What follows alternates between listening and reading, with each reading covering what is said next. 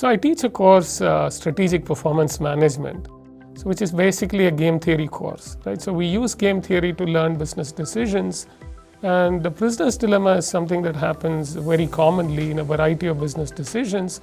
So this is something that I wanted to use in the course. So one way of implementing that would be through pen and paper. Another way of implementing it would be through technology.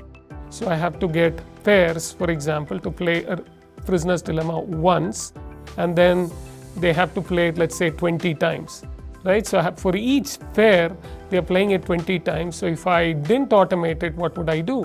I would go to them with a sheet of paper, ask them to make those choices, come back, get the results, take it back to them, ask them to do it for each pair, right? So this is just not possible without it being automated. And yes, I think the students were more engaged. For us to be able to use the technology in a way to help them learn will make things more interesting for them, because they want to use the technology, right? So they are always on their phones in the class.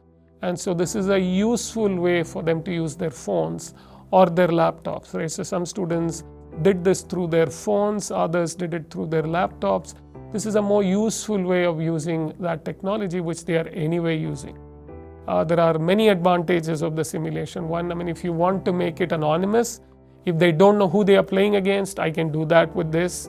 The second advantage is speed, right? So the speed at which this is implemented is faster than me collecting their responses on paper, entering that in an Excel sheet, giving them the response, asking them for the next input and so on. That is obviously more time consuming.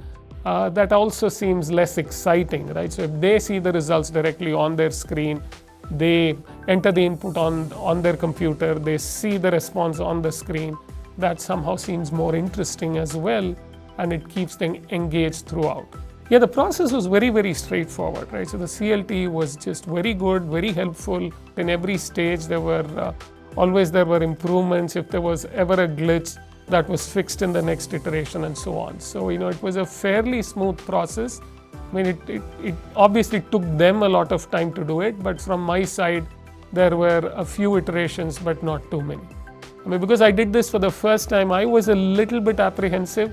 I wasn't sure how this would pan out, but it just panned out perfectly, right? So there were absolutely no glitches. This went off exactly as we wanted it to go, and this was just perfect.